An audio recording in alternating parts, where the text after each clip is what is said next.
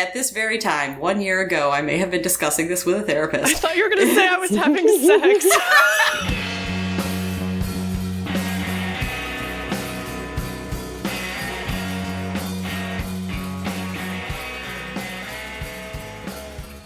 Hey y'all, Christina here. Just a heads up. We talk about sex on this episode, obviously, but that includes sexual assault. We don't dwell on it very long and we avoid details, but if hearing about that kind of thing is something you'd rather not do, we completely understand. Also, when I was editing this episode, I encountered quite a few technical difficulties. I think I got most of it cleaned up, but if the audio sounds a little wonkier than usual, that's why. As always, we're not perfect, but we're here. And here's the show. Hello, friends. Hello, friends. And welcome to Pickles and Vodka, the mental health podcast where we tell our guests to get high before coming on. I'm Christina. And I'm Lauren. And we have with us a guest, my friend Janai, that I've known for how many years now? I don't know, a long-ass time. 5, and 6. Janai, would you like to introduce yourself, say your name, pronouns, where you live, anything else you might want to share? Sorry, I was vaping. You're not allowed to do that on this podcast. So, hi, I'm Janai. My pronouns are they, them. I live in Seattle. I have lived many other places, and I forgot the fourth question. Oh, a little bit about myself. I don't really have any of myself available at this time. It's all disordered. That's valid, and we're happy to have you here. Happy to be here, Jim. So, today, we are talking about something very uncomfortable. Actually, I asked Janai yesterday, we were talking about what we could possibly discuss on the podcast, and I was like, what topic makes you the most uncomfortable? And what did you say? I said, let's talk about sex. I was waiting for someone to sing it. Okay, so I'm the only one that never heard that song growing up. Most likely, yes. Yeah, but there were reasons. Yeah. That's fine. So we're talking about sex. And I think before we dive right in, we should give an overview. Lauren, how did you put it when you were talking just now? I said, give just kind of a really brief, summary of how you feel about sex, and then explain why all three of us agreed this is the most uncomfortable topic. Yeah. So in a nutshell, what is your, not sexual history, just what's your deal with sex? What's your deal with sex? And then we can jump into a conversation about, why the fuck it's so hard for us to talk about as a start. Yeah. Yes. Sorry. Were there questions? No. Are you sure? Yeah. We want you to feel safe here. I feel so safe. Okay, so I can start. As you may know, I grew up in a very conservative religious environment. We were homeschooled, and if you were assigned female at birth, you were basically brainwashed with purity culture very young. And purity culture, for those who don't know, is, oh God, I didn't expect to have to explain this. We've talked about it before. It's just your body is a temple and sexual purity must be maintained at all cost, and all men are going to want to look at you inappropriately, and you have to shield their eyes, and I don't know. I'm really sweaty all of a sudden, and we haven't even started yet. Well, basically, as a callback to our last episode, any sexual desire or anything like that is something you should be ashamed of. Yes, thank you. Basically, sexuality was dangerous and not something that we ever talked about unless we were talking about how, you shouldn't do it outside of marriage. And I never had friendships with the opposite sex growing up. It was very taboo, I guess, or maybe I was just shy and sheltered and terrified of boys because that's what I was, I was in purity culture. Mm-hmm. Of course, I was terrified of boys. And yeah, I didn't have my first sexual experience until I was 18, living 500 miles away from home. And it didn't go super great. And of course, I came out as queer a couple years ago, and like last year especially really was like, I am not attracted to cis men. And that happened when I was 31. So I'm still figuring it all out. And I guess that's my deal with sex. Lauren, what about you? I feel like I grew up kind of similar to you, except it was more like it wasn't driven into your head so much as it was just kind of like a fact was stated early on, and that should just be enough. Like, I think of it as, like if my parents had to tell me when I was young, like, hey, so we don't murder people, and the rest of your life you're like, yeah, no shit. Yeah. so I'm just saying, like, you don't have sex until marriage. It's like, oh, of course, gotcha. Yeah. And you never talk about Obviously. it again. Right. I don't know that we've talked about any of this much, but I might be similar to Christina. And then I'm like, my first sexual experience was 17. And the first time that actually like engaged in the act of sexual intercourse was 21. And Sorry, I just can't get over the fact that you said sexual intercourse on the podcast. Well, intercourse. I hate them. See, look how uncomfortable I'm already making her. Well, I had to differentiate because I'm like, my first sexual act was probably super tame by a lot of people's. Okay, well, that's another thing. Sexual intercourse could mean, like, when I was a kid and, like, a Christian, I thought it was strictly, like, P&V sex. That was the only kind of sex that you could have. Mm-hmm. And obviously now I'm like, okay, well, what does sexual intercourse even mean? True. But I'm assuming you meant, like... Yeah. Yeah. I meant P&B. P&B. Like our podcast. Sorry, I've made the comment off recording before to Christina that we have the P&B podcast. Oh, you're not the only one. But yeah, I guess for an intro, not much more to say. I just then was really uncomfortable about it. It actually was one of the things that I remember in, like junior high and high school, just kind of for fun. I'd name like the top 3 things that I am like the most afraid of. And there was spiders, throwing up, and having sex. That's actually still kind of my list. Agreed, actually. Well, Janai, it's your turn. Oh boy. I feel like there should be a trigger warning for sexual abuse. So my first sexual intercourse was non-consensual, starting when I was 5. So I think sex is kind of gross and a lot of work, especially with cis men. I don't think I've ever enjoyed sex with a man. Actually, my first time was like 2 minutes spent trying to put a condom on, and then it got an inch in and the guy came. So it was very quick. Oh my god. Shout out to Drew.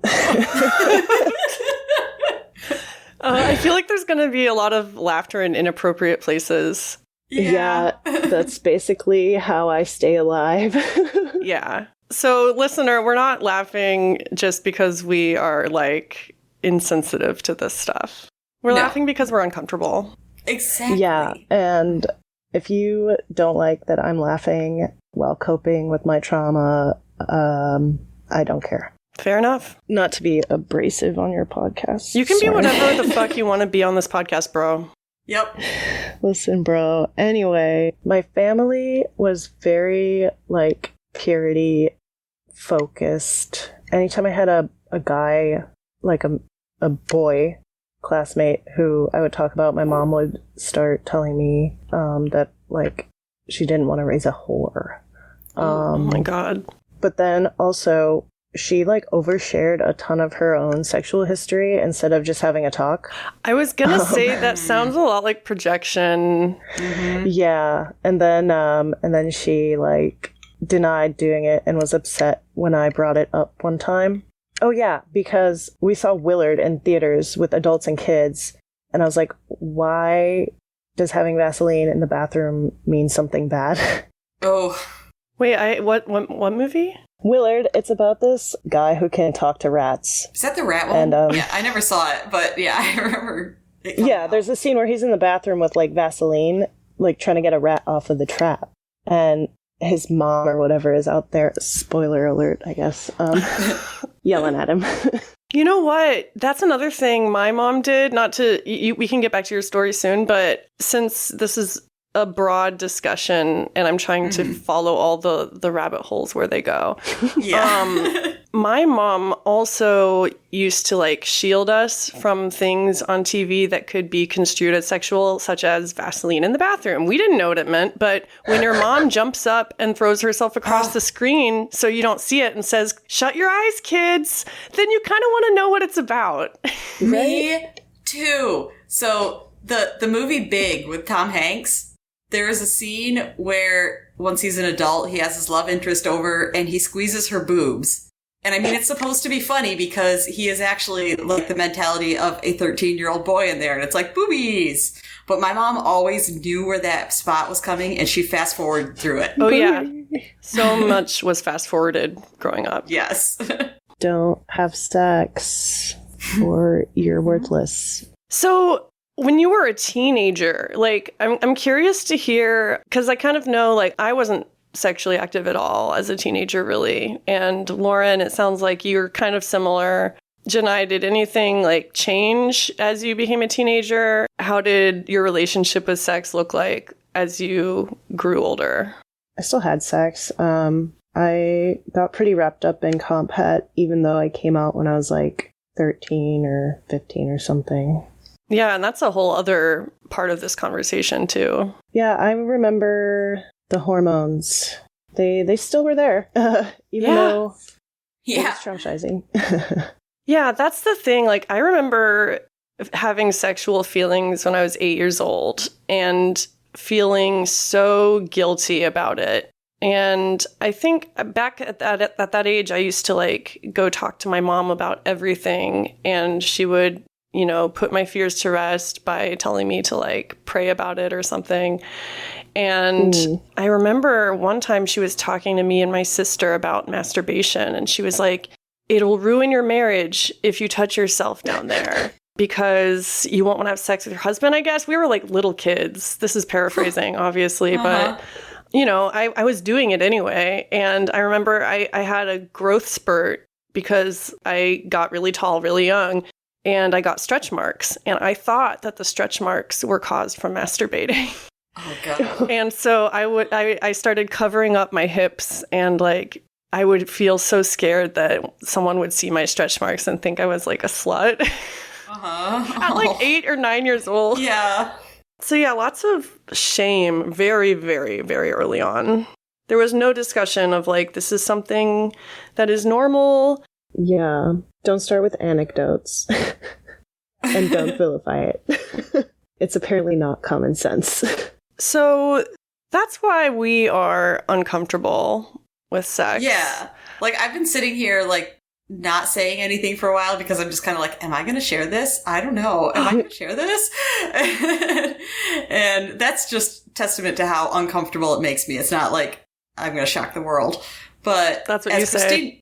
As Christina was talking, like, the first thing I was thinking is, when you were talking about how young you were, is I was just like, you know, the thing is I didn't have any sexual feelings. And I mean, until a very, very late age, like, when I had sex the first time even, I think I still was just, like, scared of it. It was just like, well, I know this is expected. I guess it's gonna happen.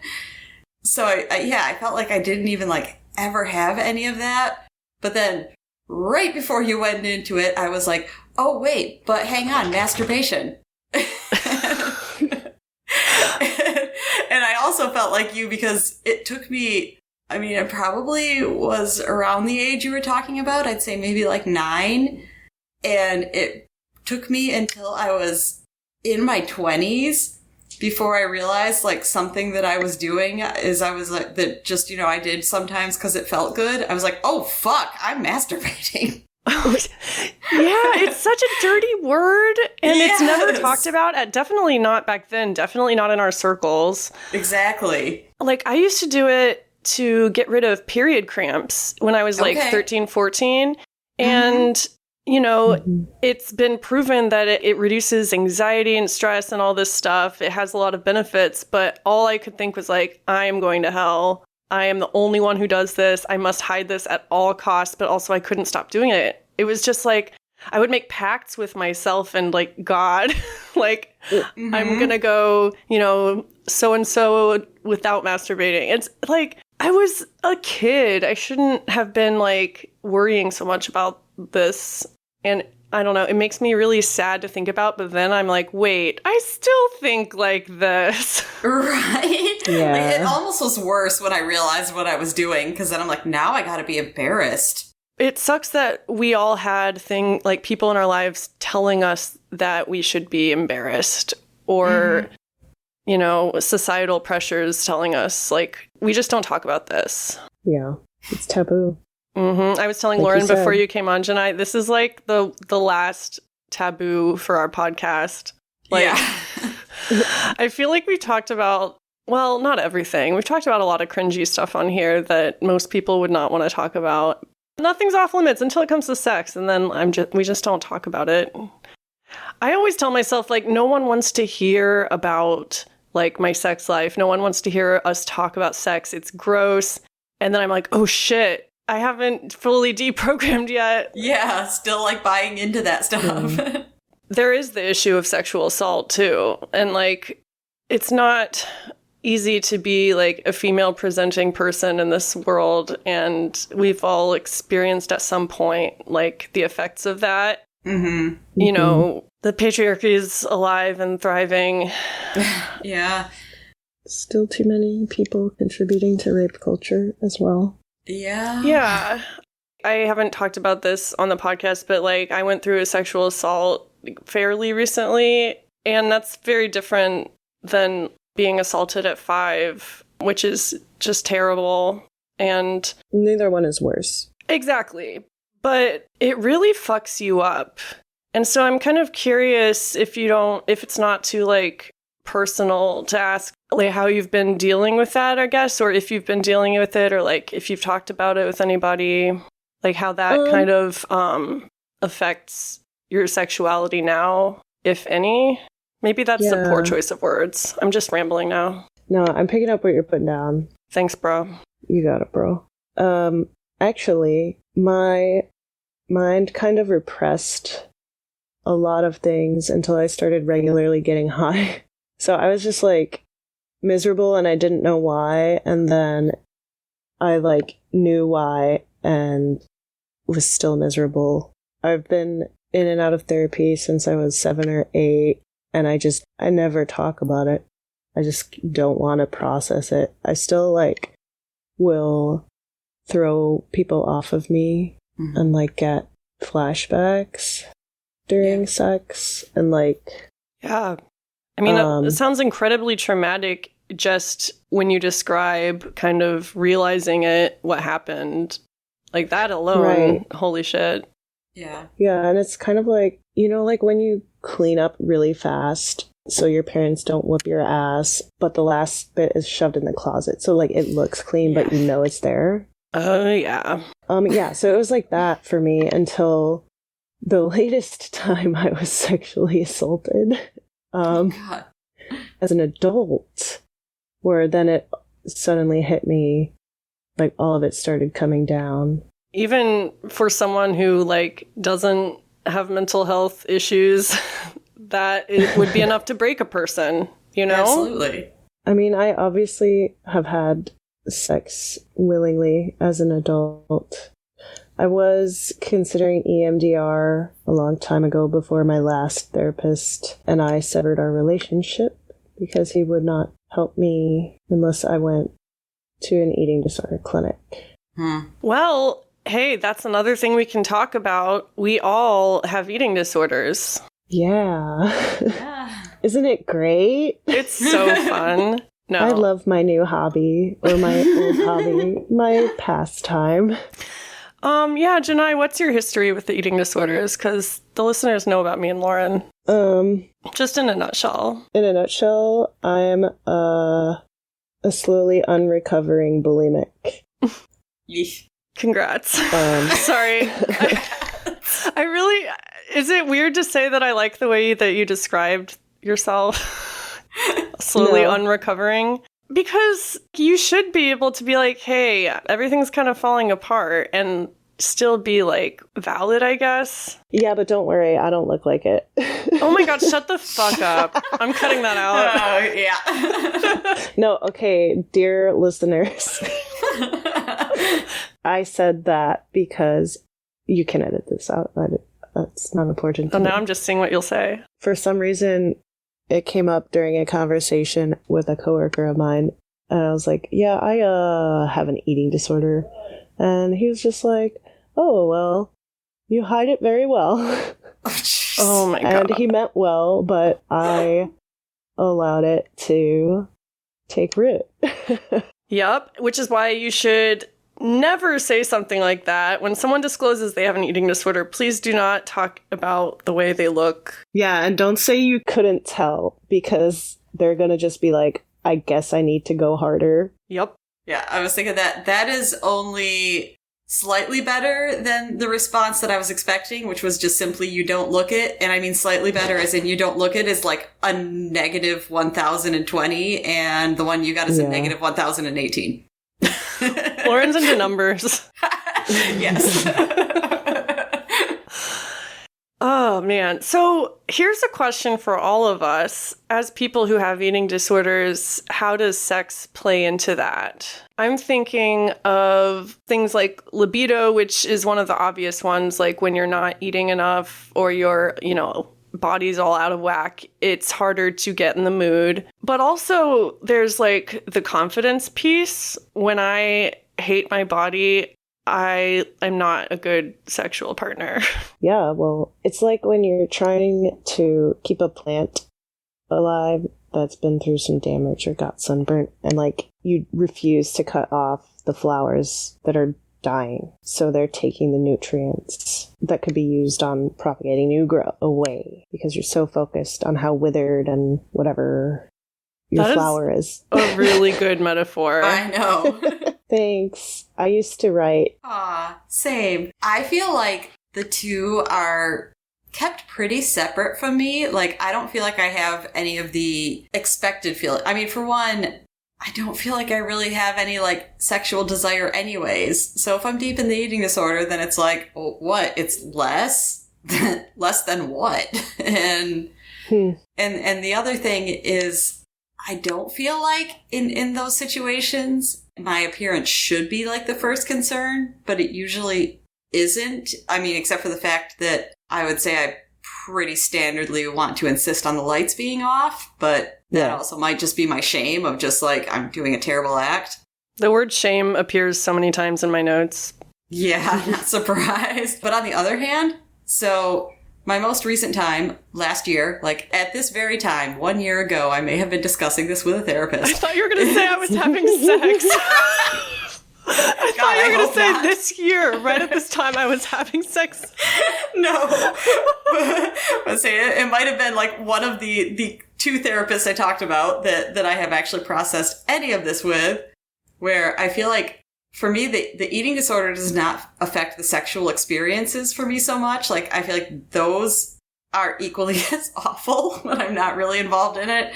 But I think the sexual experiences might affect the eating disorder. Like, it's easy afterwards to just, like, pull more on you. Like, God, I'm so horrible, and I, like, fail at everything, and I'm a piece of shit. And so the only thing I can do is control my size. After having sex, you thought that? Yeah. I mean, sometimes because of issues, as all of us have alluded to, that it's like I was treated like a piece of garbage. Well, yeah, that's what I was getting at, is like, it sounds like your partner wasn't the best to you.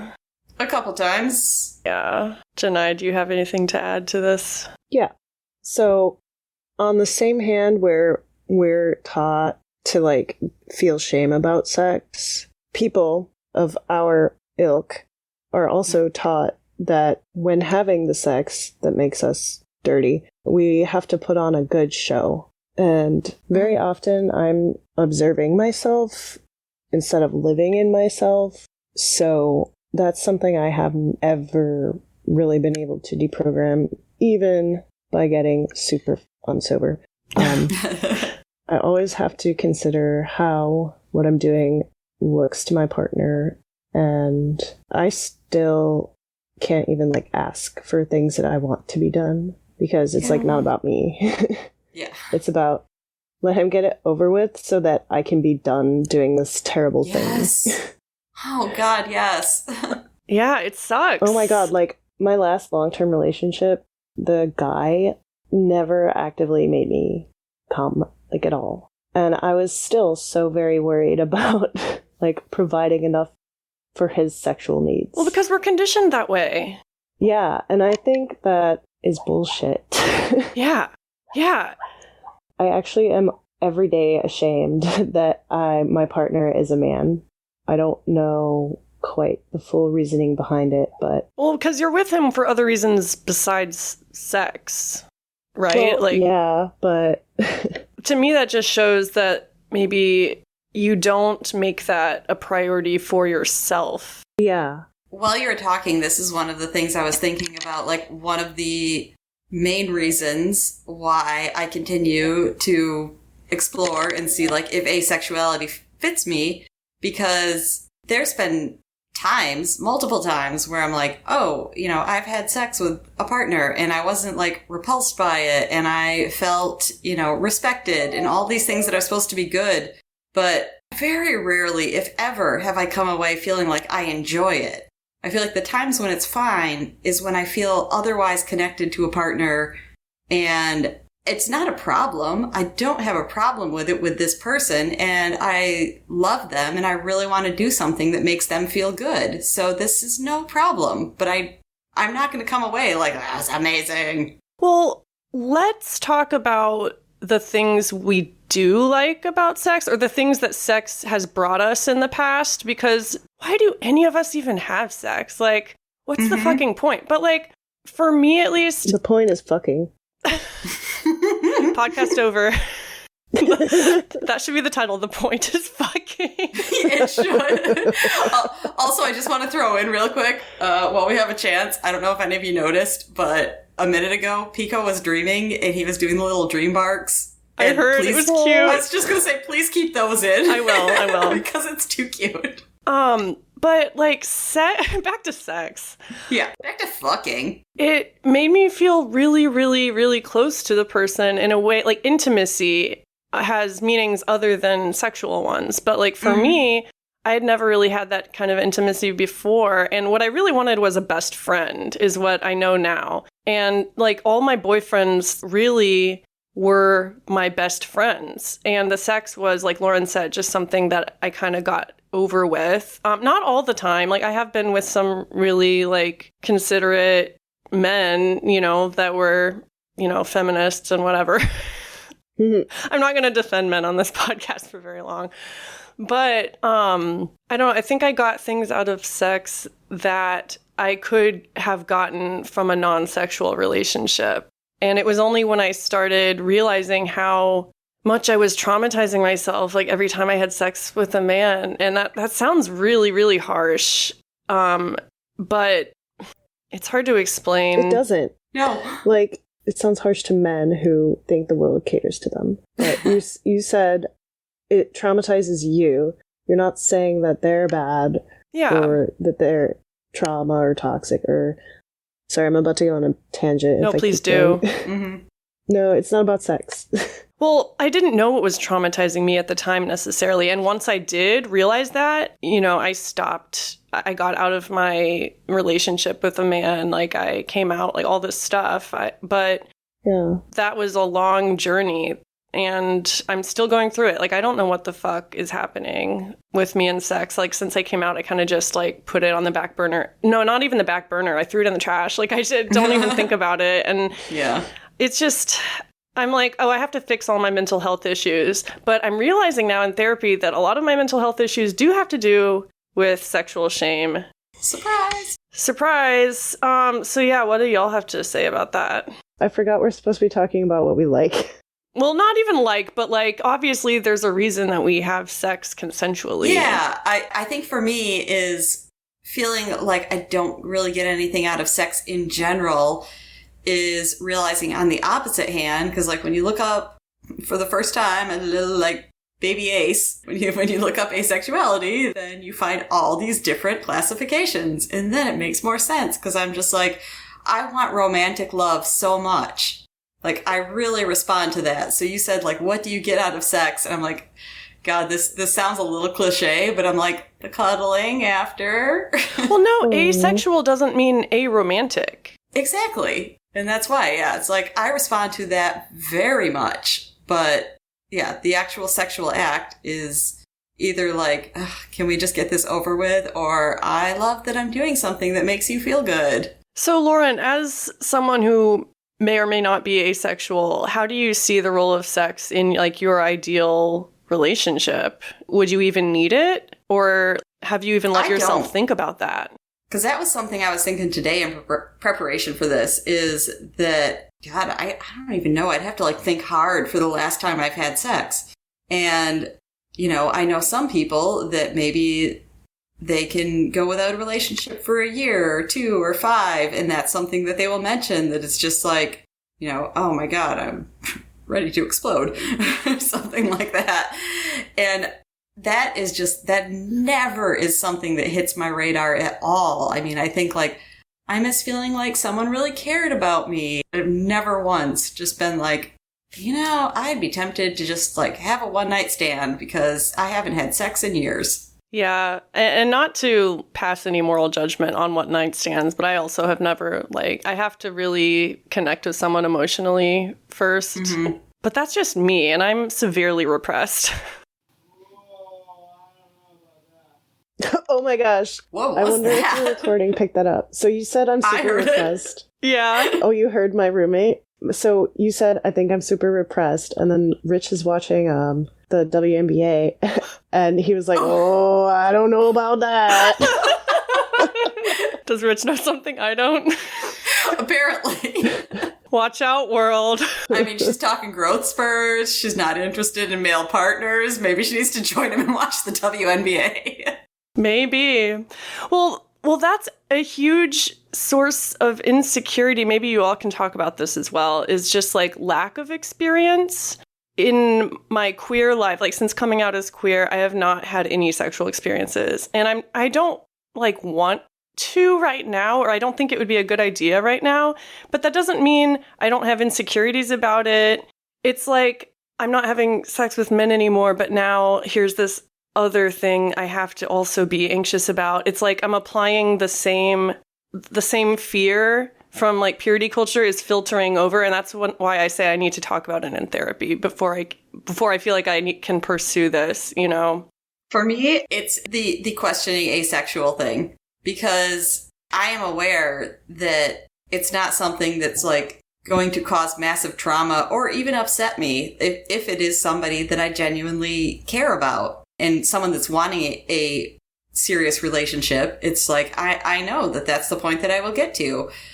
So I would never want to disclose to someone that it's like, I think that I could be asexual, because I feel like that's just like another thing that would immediately send people running for the hills. Or it's like, dude, I'm already 43 and I don't buy into anybody's like delusional aspects where they say like, I'm a 55-year-old man. I hope to have kids someday. And I'm like, I don't want kids. I'm older. If I also tell you, like, by the way, I think I'm asexual. Yeah, that's definitely scary to be in that position. I mean, you can never be too old to go through something like that. Like, I see people who are coming out, like, in their 40s, 50s, 60s, you know, ending decades-long marriages. Mm-hmm. And I'm like, you know, if they can do it, why can't I? But everyone's different. I got a question. Please. So, what you're saying, Lauren, is that you are scared of what would happen when you tell, like, a first encounter of a potential that you think you could be ace. Yes. Okay. Same. But also, would that be... How would you? I'm keeping that in. Good. Oh my goodness. So like, what if you don't tell them, right? Yeah. And then you get connected. So telling them later, they find out and they're like, yo, I need to fuck twice a day. Bye. Or you don't tell them and you keep old patterns of, well, I'll just get it over with and not bring it up. I feel like that risk is higher than someone who's worth your time freaking out when you say you're ace or you think you're ace. Is That makes a lot of sense. It's still going to be scary, so, like, I get it. No. I would say at the moment, I feel like it's been so long since that would even be a concern, because obviously, I mean, that is not something that I would share on a first date, and I think that that's pretty understandable. Right. And I just, I've just told you guys that it's like, yes, I would love to like have a romantic relationship and be connected to someone like that. But I feel like I've just been so like blasé about pursuing anything like that. So I feel like it's been such a long time since I have been that close in any sort of relationship where, maybe after a few dates, it'd be like, okay, I probably need to have this talk. But yeah, it's been so long that it's just kind of like I put out the idea of my head of even having to worry about that. And I mean, that's kind of depressing, but that's how it is. I mean, it's just not a priority right now. Like, that's all it is. It's no less important. It's just... And it's another thing. I wish it was. I wish I had found somebody and felt, about them, and they felt about me, that it's like, we can continue dating. And then I say, hey, I gotta let you know about me. But it hasn't. For me personally, I have to come to reckoning with the idea that I might just be alone forever. Yeah, me too. Like, what if I never have sex again? Like, I mean, that's a whole other thing. And this is just me. Like, obviously, if you're mentally ill, if you're going through shit, you can still have a fulfilling sexual relationship. But for me, every time I've done that, it has hurt the other person and or me. Mm-hmm. And I just don't want that risk. Like, that's what masturbation is for. Yes. That's probably the most graphic thing I've ever said on the podcast. I'm impressed. Like, and purity culture tells you that sex is like the end all be all, that it can ruin you. And yeah, I think I do have some of that mentality. Like, maybe I do need to take it a little less seriously and realize like it is just a bodily function. Like, you're not soul bonded with the person you have sex with. Like, I don't know. I have a lot of work to do, obviously. And this conversation is a really big step, as stupid as that sounds. No, but I am going to let Meatball in really quick. Please. We're almost at the hour mark, so it's time for closing comments when she gets back, I suppose. Closing comments. Keep those legs closed, ladies. Okay. Oh, Lauren missed it. Oh, no. You'll have to wait to listen to the episode. On the podcast. Oh, you wouldn't do that to me. Sorry. I was saying we're almost at the hour mark, so we should probably start wrapping up. I'm trying to think if there's anything we didn't talk about. Probably tons of stuff. I want to talk about something else. Please. Is it too late? No. I think your roommate agreed. Yeah. So I'm just going to confess the least bad thing I've been tempted to confess this whole time. So purity culture, like something I'm addressing with myself right now, is that I don't see a problem with anybody having like a high amount of sexual partners. I feel like I've had a relatively high amount. So I think I noticed that in my last long-term relationship, I was kind of projecting those things against my male partner who had a lot of partners before me. And that was kind of like fucked up. But it's a natural progression, like we're people, we project.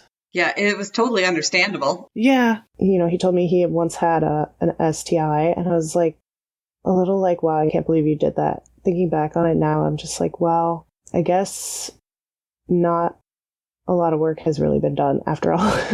That's making me think now, like, what kind of things do we judge other people for sexually, that could be an indicator of something we need to look at within. Yeah. So if we could take the conversation away from sex for a minute, do we get to do that? Oh, What? I could do that. I know. I notice that things that bother me the most when I'm in a very reactive mood are the things, like when people do the stuff that I fucking hate that I do. Yep. Like, I don't have a problem with those things, but I don't like that I did them. And so now that has made me have a problem with people doing those things. What you were talking about, saying, you know, how you felt about this partner because of past experiences, it reminded me for some reason, and hopefully this isn't a far reach, when my mom started dating the guy that she married 2 weeks ago. I remember after a couple dates, she told me she was just like, she'd seemed to like these dates with this person, and then she's like, oh, well, I guess it's off because I gave in. I did the thing where you like look up the person and see, you know, if there's anything bad against him. And he has a criminal record for assault. Oh, shit.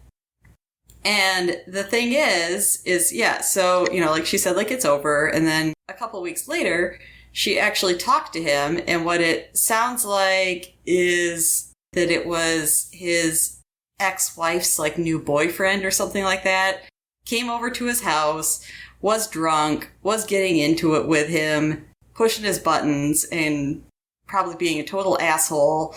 And the cops got called. And so when they were just, you know, like trying to get involved and probably being annoying, then he was like, Cops annoying? Right? Then he was just like, you know, with the situation and everything that was going on and dealing with this, the cop said something really stupid to me and I just kind of like shoved him. That's why he was arrested. Okay.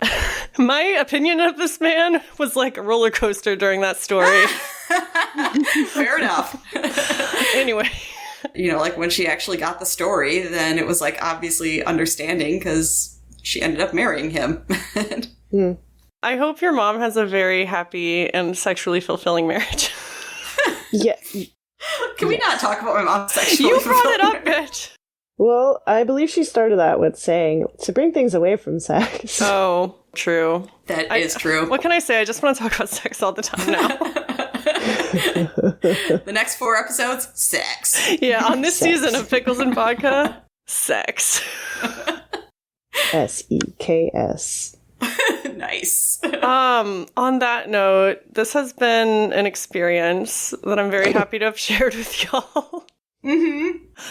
Janai, thank you for being on PNV. Yes, Thank it's you the for only calling it P&V. that. That's for me.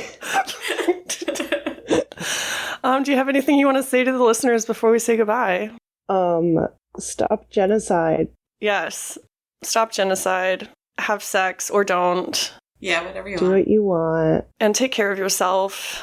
And when you're dancing, keep Jesus between you. Keep Jesus between you. All right. Bye, y'all. Stay sexy. Yeah. Stay sick. Wait, isn't that another podcast tagline starter? No, I think I know what you're talking about, which is... We won't go there. Oh. We're not copying you guys. You know. Don't. Well, what would you say, Janai? Yeah. Oh, no, I was just saying that in case someone hears it. It's like, let's do copyright. No, we're not stealing. We're allowed to say the word sexy. It's not trademarked yet. But we are stealing hearts. Yeah. Ooh. All right, this is Unhinged. Yep. Goodbye. Bye. If you like what you heard, don't forget to tell a friend about our podcast. You can direct them to picklesandvodka.substack.com where they can find our entire archive and also get access to our chat. We're on Instagram at Pickles and Vodka Podcast, Facebook.com/picklesandvodkapodcast, and YouTube.com/@picklesandvodkapodcast. My Instagram is @xtinajumper and Lauren is @LaurenAFH. We have a free support group every Saturday at 4 p.m. Eastern Standard. Go to join.freeconferencecall.com/picklesanonymous. We'll see you next week.